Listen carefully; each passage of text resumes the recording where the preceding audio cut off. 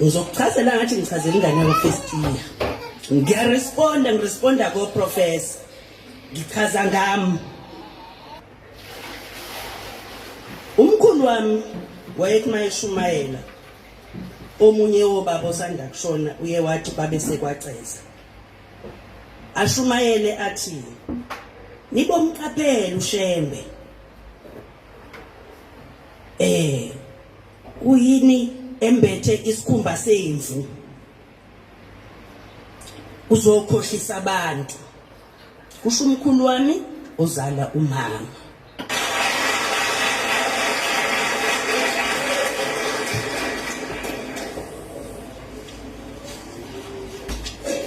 Sanibonani. Ngabe ngiyo9 mangabe ngivele ngikhuluma isiZulu. Ngathi sesivele isingisi sangishiya. Professor sebekhulume kaningi. Isingisi esikhulu sasevarsity. Igama lami uDon Thandeka King. Bazule bathi ingisi izukulwana sikamqali wendlela. Baningi ke bavele ba confuse ke mangisho njalo. Lento ngizovele ngiyinarrowishe ngiyenze ngoba nami ngazenza ngayi-understand ubumina ngokunarrowisha down ngiyi-explainela ingane yakwa first year indaba yami. Mina ngizalwa umama wami igama lakhe kwakuThabile Pearl Nozipho Mthembu. Engizala kubaba uLombo Qiniso Shembe.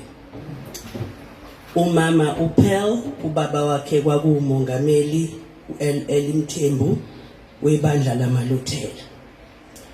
Ubaba wakhe kwakuyilanga lamalanga uJeji Shembe.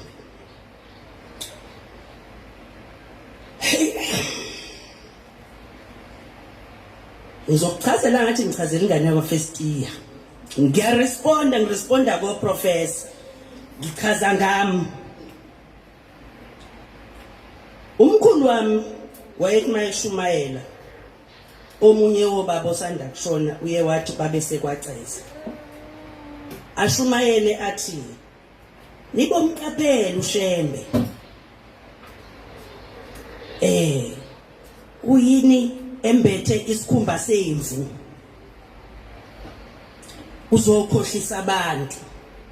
Kusho umkhulu wami ozala umama. Kwakhona omunye ebandleni osukumayo wathi ekugcineni kwenkonzo wathi awu baba kodwa ungakhuluma kanjena kukhona enye yamadodana kaShembe lapha esontweni. Hawu bengazi kodwa ke nami ngiyashumayela. Uqhamuka from which side? The Christian side. AmaLuthela atrainwe ama-missionaries. Aqhamukapi? E-Europe. So my grandfather, my maternal grandfather, ekhanda lakhe uShembe wayezodusa abantu.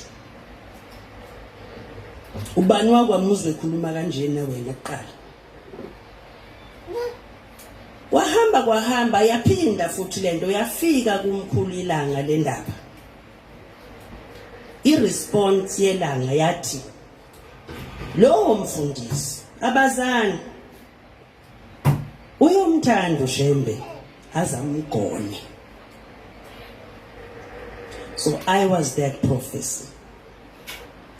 Ubaba wami noma wami bahlangana edlangezwa bakhanda mina. Umkhulu wangithanda engigona njalo.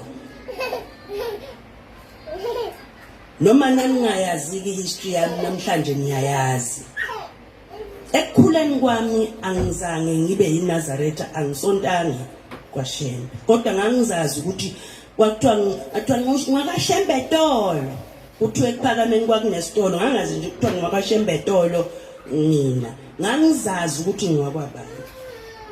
Ekukhuleni kwami ngikhulela laphi kwaMondi eShowe emishini yamaLuthela. Umkhulu wayeqhubeka ashumayele kambi sengiphila ke manje sengikhona. And I used to be very surprised ukuthi yini ngiphatheke kambi mayisho lento. Ukhulumani ke manje umoya ohleli kuphi ngaphakathi kimi. Ayithi mina ngile emfihlakalo ngile sisiprofeto. Ngiphazamiseke ethi awumkhulu ngimthanda kangaka kodwa uvela akhulume kambi ngalapha engiwakhona bese azothi umkhulu kimi maye ngibize sehlele sengithi ngilethele itiye weza amashembe awungilethele itiye bese ya contrast lento kodwa mkhulu esontweni nona ufika ushumayele kanjena kodwa ekhaya busungibiza ngozamashembe. Ukukhula kwami ke kwakunjalo. Now iscenario yami ithi yikho bengifuna ukuyichaza kahle. Wake wakhulela kwenye indawo kusontwa ngenye indlela kanti lawo wakhona kwakulwiswa lendlela osonta ngayo icontrasta. Through my understanding and through my reading, because now I have to research, because I have to grow up and I have to accept who I am and I have to embrace who I am. Ngiyinhlanzi. Nginzalo kaBhombela isimila sangibona. Fanele ngiunderstand ke manje. Sefanele ngihambe ngifunda sengihambe ngiqoqela akukho ngisho from kwaShembe akho umuntu ongifundisayo manje othi Thandeka, this is who you are, this is your generation wena wala akekho mina ngiyitholele mina ngiqhutshwa yini khona lento engikhupha ngaphakathi. I read, I research and I learn ukuthi uIsaya umqali wendlela wayemele ukuthi akwazi ukuthi ngene esontweni ngingazizwa kahle. Wangena esontweni wakufunda ukukhuleka, umoya wamfundisa ukukhuleka, umoya wamfundisa iBhayibheli. Wahamba wayongena esontweni yangenzeka lento ekufanele yenzeke. Waphuma wayoyiqalela yona ngoba ethi ngifuna ukungashintshwa ubumina kodwa uNkulunkulu ngifuna ukumkhonza ngiyimi nginje. Akungabi bikho umuntu uzokubhabhathisa ngikukhiphe iphibheshu nesidwaba ngugqokisa ingubo igama lakho usuzoba uMatha owakwabani ngishintshe ubuwena. uNkulunkulu akazange athi umuntu akashintshe ubuyena, wathi uNkulunkulu makakhonzwe. Manje mosungishintsha ukuba mina uchaza ukuthi uNkulunkulu kuphela uzongiaccepta uma ngigqoke amahili nginjani njani. uNkulunkulu ungifuna nginjalo. Ama-Afrika ayinendlela yawo yokugqoka, indlela yawo yokukhonza uNkulunkulu. Kwafika ama-Europeans and this is what I discovered. It was a situation of the superiority of the Europeans versus the inferiority of the Africans that they taught. You see, when the Europeans came, they found us half animal, they thought. We didn't know God. We didn't know anything about ukukholwa.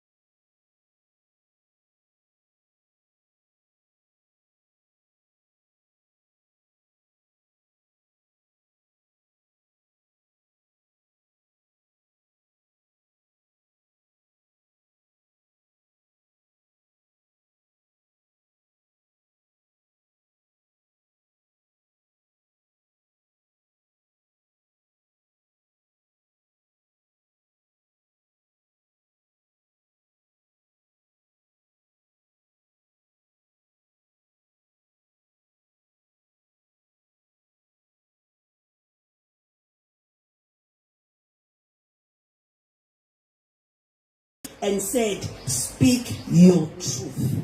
It is your truth that will make people understand the effect of Christianity and the effect yokuthi kwama Christian athi ubuNazaretha into yamaqaba. Ayalimaza lawo magama njalo amagama ngoba abantu abafuna ukufunda ngento abangayazi. Funda ngento ongayazi iqala ubusu uyakhuluma. Ngeke kube khona izifundiswa ezisonta kwaShembe eseyamaNazaretha ebese uthi into yamaqaba. Asibonga khuluma into esingayazi. Asibofunda ngaphambi kokuthi sikhulume. Ngoba I come from a background of ukungazi ngase ngiyazi.